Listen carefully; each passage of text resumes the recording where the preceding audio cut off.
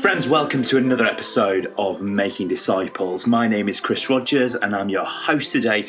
And the conversation today is going to be around forgiveness.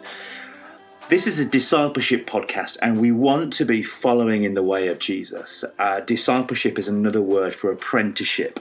And we want to apprenticeship ourselves to Jesus. If you're an apprentice of someone, you follow them, you watch them, you learn from them, you listen for them and then you allow that to impact your daily life.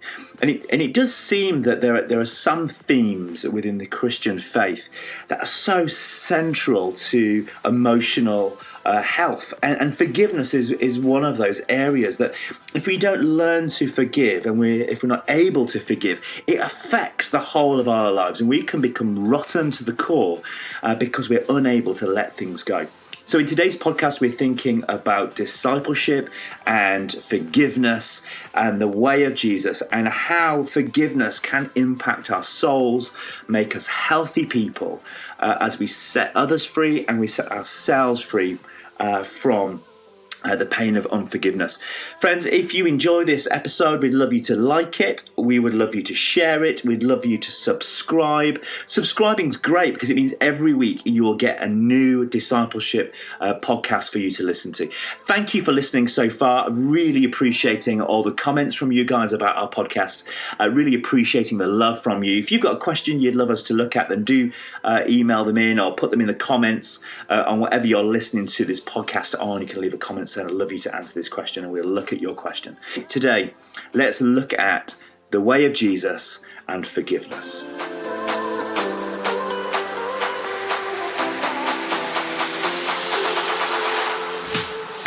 So what is holding you back from forgiving someone? Actually, very often we hold unforgiveness inside of us and we don't even realise we've done it. You know, there are so many times when somebody's done something and you've glazed over or you've looked in the other direction, typical them, and you just move on.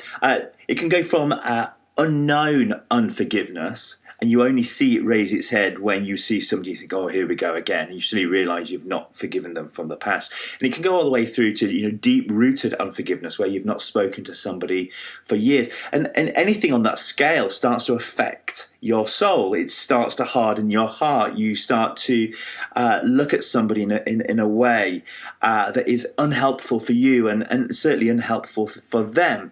And at the heart of the Christian faith and at the heart of Jesus' teaching is this idea of peace.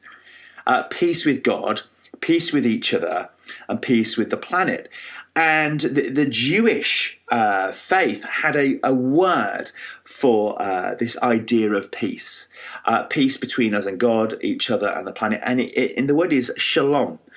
And you might have heard that word before, but the word shalom is a Hebrew word. And when we translate it into English, we simply translate it as peace. But actually the word shalom has much more going on inside of it.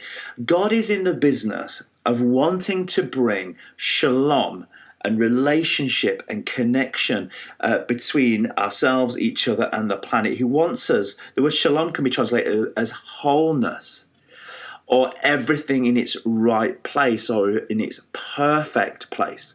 And shalom is not the it's not the presence of peace. It's actually it's more than that. It's a life that is lived, bringing about relationship, connectivity, and a life that is whole, and a life that is moving forwards in reconciliation and in creating opportunities for peace. So the word shalom is more than just being at peace with each other. It's the creating of peace and creating of a space where peace can flourish.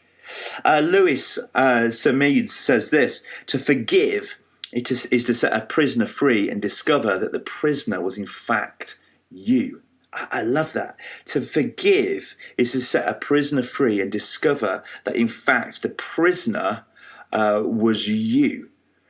When we forgive someone else, it's not just that we're setting them free from whatever they've done, but it's actually about setting yourself free from the sleepless nights, just marinating on that thought that you can't get rid of, And it's like somebody is living rent-free in your mind, and until you forgive them and set them free, that person will keep living in your mind rent-free. And when you forgive them, you let them go. You free them from your thoughts. You allow yourself to not carry this anger or this pain or this hurt or this unforgiveness inside of you. Because if we don't let the anger out or that pain out or that unforgiveness out, it sits in us and it becomes toxic, and we become bitter, and we become bitter people. And then the only person that is affecting is you. And I don't know if you've seen this in your life before, but if you've not forgiven somebody's hurt you and you've not forgiven them, and you've allowed it just to sit inside of you, it becomes toxic, and it can start to affect other relationships around you. You can be quick to judge somebody else because of the way that first person behaves. So forgiveness sets you free from the past hurt, but it also means that you can move forward free from all the ways that unforgiveness will affect your future decisions. I don't know if you remember, in 2006, there was this horrific shooting in the USA, in Pennsylvania. This gunman went into an Amish community, into a school in the Amish community, took out this shotgun and killed a class full of Amish children. And it was all over the news, and it was just horrific. And I remember watching this thinking, oh my gosh, like, how could you as a parent ever deal with that? And how could you ever get to a place where you can set that gunman free, like forgive them so that you can be free from them?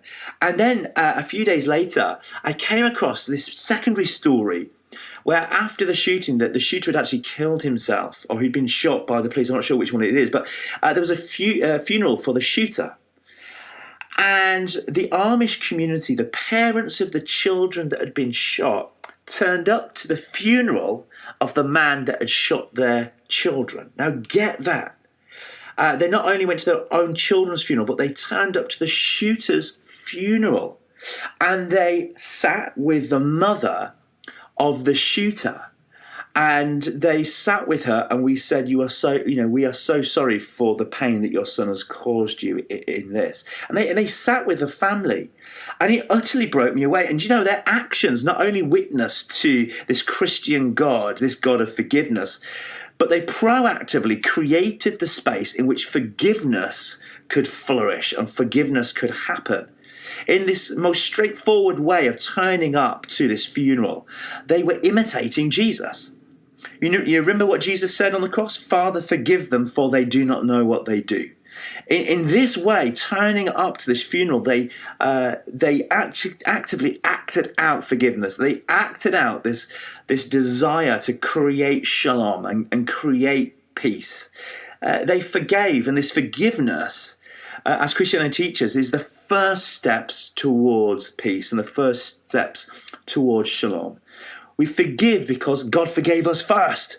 In forgiving us, now we get to participate in God's dream of reconciliation for the world. God first forgives us so that we now have the means to be people who forgive. And God's first act of forgiveness is towards us, so that we can act out the secondary act of forgiveness to others. We get to pass on, in other words, what has first been given to us. And the Christian understanding of forgiveness is that God forgives us, Jesus forgives us through his death on the cross, so that we can be as sacrificial as him to forgive others. When I heard somebody say recently, I just can't forgive them. It would cost me everything to forgive them. I'm thinking, gosh, yes. Well, that's what Jesus does on the cross. His own life to forgive us. And it seems ridiculous in this day and age to be that forgiving to people who are criminals, and that forgiving to people who may take the life of our own children. But it's in that sacrifice we actually find we set ourselves free. That Amish community, when they went to that funeral and they'd forgiven this shooter, what they weren't saying was it was okay, but they were saying that they were not going to carry bitterness and hatred in their hearts for the rest of their lives. In that moment, they set themselves free from a life of pain. And that does not say that there are mornings where they wouldn't wake up and they would be at pain for their loss. But it does mean that their hearts were not going to become hardened and filled full of hatred. And Jesus tells a really interesting little story to help his disciple Peter understand forgiveness. And it's a story in Matthew 18, verses 21 through to 35. And it's called, in most Bibles, the parable of the unmerciful servant, or the unforgiving servant. And it is a story where Jesus shows forgiveness. The master and the king in the story shows forgiveness, but the one who is forgiven then can't carry that out for someone else. So let me just read this to you, just so you kind of get an idea of the story. I'm going to try and kind of fly through it while reading some of it. So the story is about Peter, who comes to Jesus and he says, Jesus, how many times should I forgive a brother or sister who sinned against me? Should it be 7 times? Peter says. And then Jesus responds, I tell you, forgive not 7 times, but 77 times. And then Jesus tells this parable, this story, to explain that. He says there was a kingdom and there was a king, and he wanted to settle all the debts with his servants that worked for him. And he starts going through one by one the different debtors, and he comes across a particular man who owes him 10,000 gold bags. And he brings him in, and he says to him, if you can't repay me, then, he says, your wife and your children will be sold to repay your debt, if you can't afford to pay me. And the servant falls onto his knees and he goes, please be patient with me. And he starts begging and crying out, please don't do this, please don't do this. I'll do everything I can to pay back this debt. And the master looks at this servant and he takes pity on him. And he says, do you know what? I'm going to cancel that debt completely. The debt has completely gone. Your family are safe because I can see that you want mercy. So I will give you mercy. The servant goes out. And he's walking down the street and he bumps into another servant. Now, this servant owes him just 100 silver coins, a small amount compared to what he owed. And he goes up to him, he grabs him, he says in the story, he grabs him by the throat and he's choking him. You can imagine him getting him up against the wall and pointing at him and says, pay me back what you owe me, he demands. And he starts threatening the man with his life. And the servant falls to his knees and he too now begs this servant, and he begs him and says, please forgive me, please be patient with me, I will pay you back. So we have the same scenario played out. I'll pay you back, please forgive me. But this servant refuses, and instead he goes off and throws the man into prison and says, you are going to stay in prison until you can pay back your debt. And he imprisons him. There are others that sees this happening, and they go to the original master, they go to the king, and they say, do you know what? Your servant is wicked. You cancelled his debt because he begged you, but then when went out into the street, found somebody that owed him, and now he's thrown him into jail to be tortured and has not forgiven him the way that you forgave that servant. And then in verse 35 it says, this is how my heavenly Father will treat each of you unless you forgive your brothers and sisters. Because the story ends by the king pulling the servant back in and saying to the servant, you are such a fool. You have angered me by the way that you have now behaved towards somebody else. You've not carried on, or you could say you've not paid forward what I have given you. And I'm going to throw you in jail. And the servant gets chucked in jail to be tortured until he could pay back what he owed. So the original servant ends up getting the same punishment that he has given to the man that owed him the silver. What an incredible little story. Can I just give you a couple of little facts? The number 7, Peter says, the number 7, it's an interesting little throw in there at the beginning. How much shall we forgive them? Should we forgive them 7 times? Why would Peter say that? Why the number 7? The number 7 is a holy number. It's seen as God's number, the perfect number. And actually for Peter, what he was saying there was actually incredibly generous. So just a little understanding of culture at that time. If an offender was given forgiveness up to 3 times, then the law said they didn't have to be forgiven for the 4th offence. If you've been forgiven 3 times, the 4th time you don't need to be forgiven. You could be thrown into prison, or you could be taken to court, or whatever justice would be on the 4th occasion. So justice was forgiving somebody 3 times, and then on the 4th account, giving them what they owe. So when Peter says, Jesus, how many times should we forgive? What about 7 times? Because that's better than 4, isn't it, Jesus? Like, aren't we being graceful if we allow somebody up to 7, forgiving them 7 times, and then the 8th time? So it's twice as good as what the law said. And Jesus turns to Peter and says, actually, Peter, I want you to forgive 70 times 7 times. So if 7 was the perfect holy number, Jesus says, be holier and be holier and be holier. In other words, just keep going. Forgiveness needs to just keep flowing. Don't see it as there's a point now where somebody's tipped over and this is it. Time has gone. I do a lot of work with people in recovery, and this message of forgiveness, that God wants to keep forgiving and keep forgiving, keep forgiving. And friends, we talk about cheap grace. You know, you can forgive somebody, but if they then go and keep doing the same crime over and over, then they're not respecting your grace. So we call that cheap grace. I want to be like, I totally get that, but that is exactly how I behave. But in the goodness of God, God still forgives me anyway. And as a disciple, if we keep receiving God's grace, then that's fine. But actually, God is wanting us to not have to keep receiving that grace. He wants us to move in a different direction. So let me just. The story is all about pass on what God has passed to you, where the Father has forgiven you through Jesus. You now do the same, and when you meet somebody in the street that owes you a debt, pass on forgiveness. So it's this idea that forgiveness flows into us, and then we pass forgiveness and flow it out into someone else. And it's this idea of pay it forward, pass it on, give it away. Be people who live by shalom, people who live by peace, people who live by reconciliation. Don't allow yourself to be imprisoned by hatred and pain, but free yourself by passing it along, giving on to the next person. But a couple of thoughts about forgiveness. Forgiveness doesn't mean that you are pardoning or excusing the person's actions. When you forgive them, it's not saying what you did is okay. When you forgive somebody, it's not you saying, I'll let you get away with it. What they have done still exists. It can still have ramifications and it can have consequences. But what you do in forgiveness, you are pardoning them so that you are not paying your part or forcing the consequences of what they've done. Forgiveness doesn't mean you need to tell the person that they are forgiven.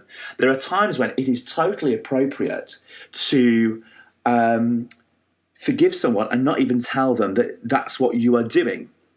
Forgiveness also doesn't mean that you shouldn't have feelings about the situation. You can have a view and have feelings about it.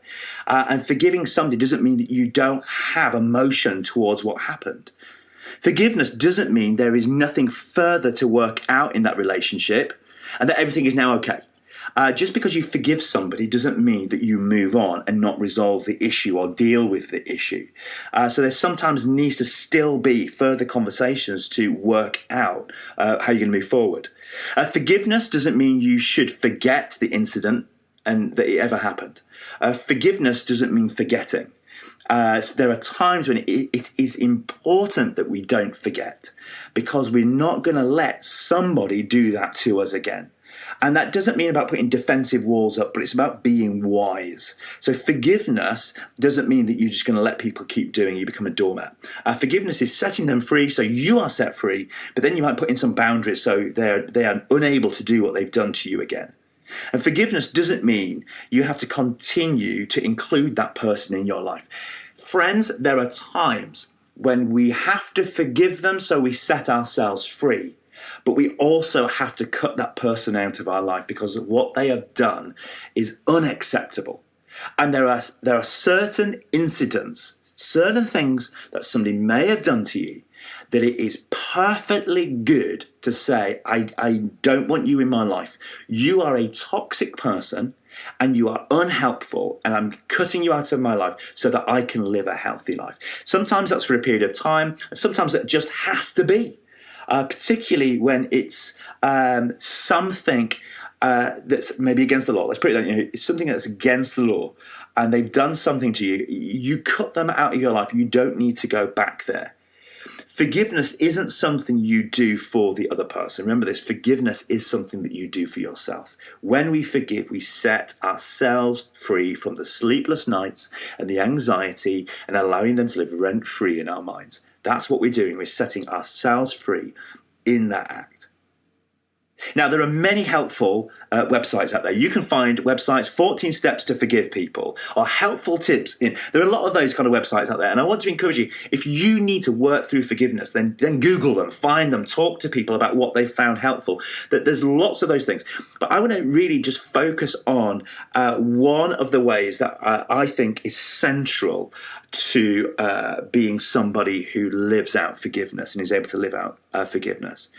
I have found nothing more helpful than to look at Jesus, to realize the forgiveness that he's had for me, the heart of love that he has for me, and then to mirror that to other people. If we fix our eyes on Jesus, his way, focusing on Jesus and what he does and how he behaves and how he acts, this can help us become more peaceful and able to forgive others. So in other words, the more we gaze on at Jesus, the more we see the love that Jesus has for us, the forgiveness that Jesus has for my debt, the more appreciative I become of his forgiveness, the more I am able then to be forgiving to others.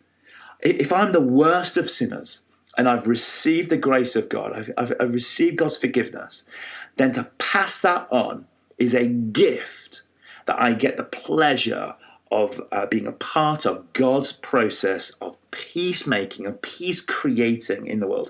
If God's desire is to see the whole cosmos at peace with itself, at shalom with itself, then I get the privilege of partnering with God in being somebody who creates peace.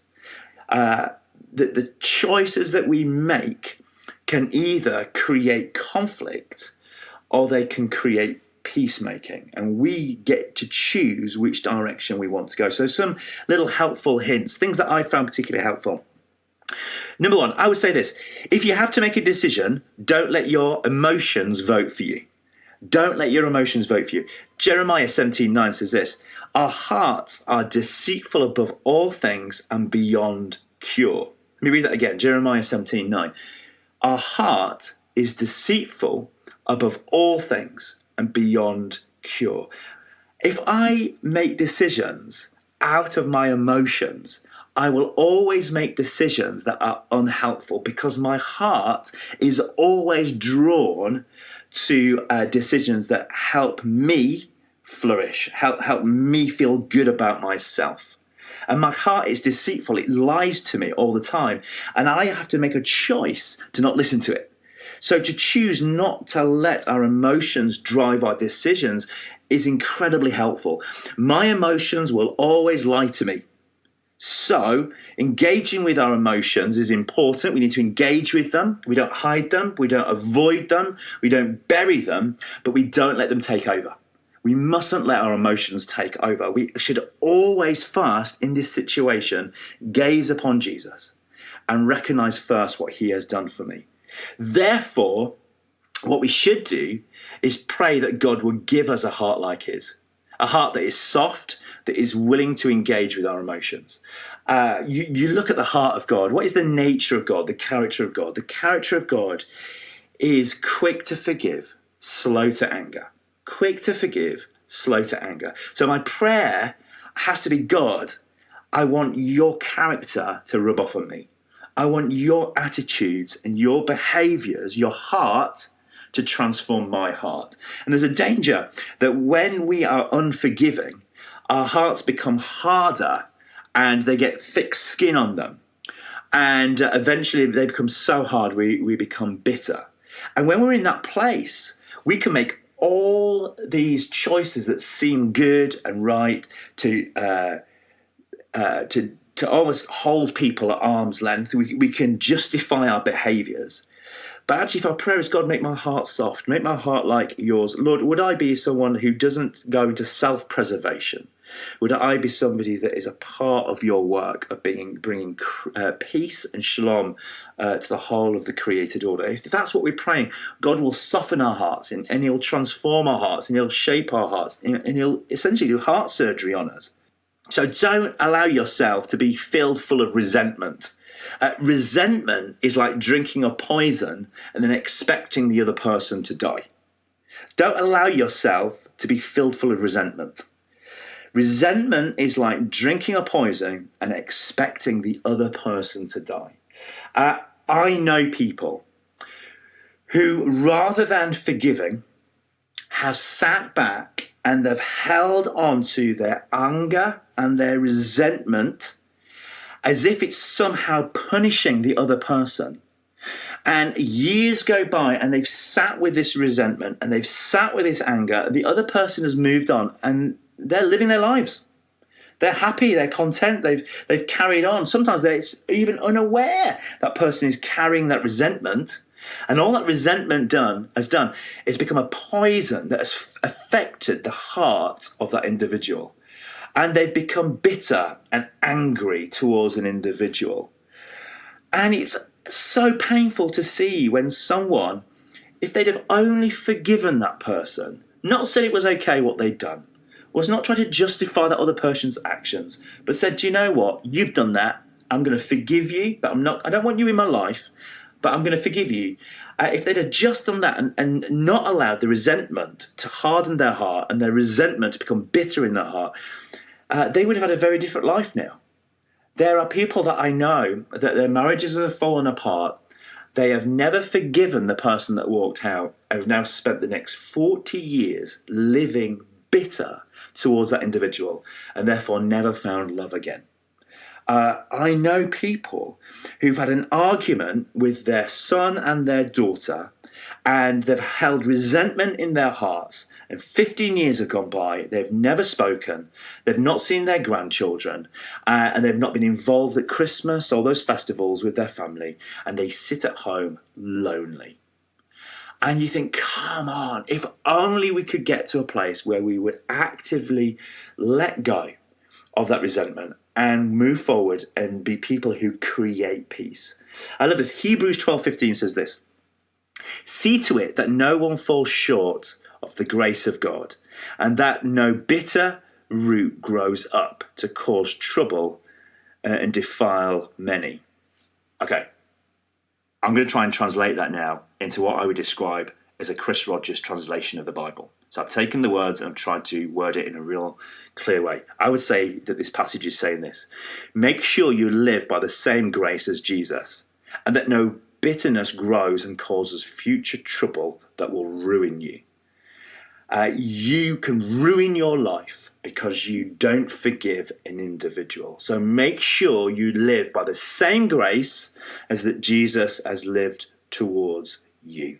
And that grace that Jesus has lived towards you was costly. It cost him his life, but it was worth it. It was worth it because you are now free. Are you going to free others on? Are you going to take the cost and free others from what they have done to you?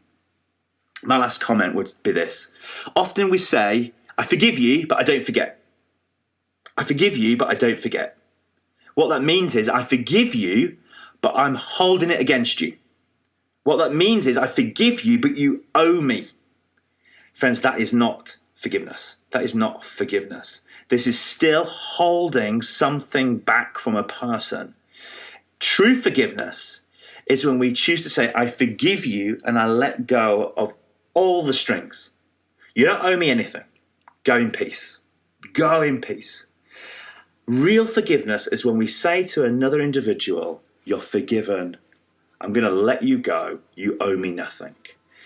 Everything else before that, so this whole idea of I forgive you but I don't forget, or I forgive you but I hold this against you, or I forgive you but you owe me, that will always leave you in a bitter place. It will always leave you in a place where you feel powerful and you think they owe you one and they ought to and they should, and it'll become nothing but resentment in your heart. Friends, the invitation of the way of Jesus is to be someone who forgives not once, not twice, not 3 times, but keeps going. Keeps going. Why? Because it sets you and I free from the prisons that we are living in. And unless we forgive someone else, we will be imprisoned by our own pain, anger, and frustration. And if we don't forgive the other, then we are letting them live rent-free in our minds.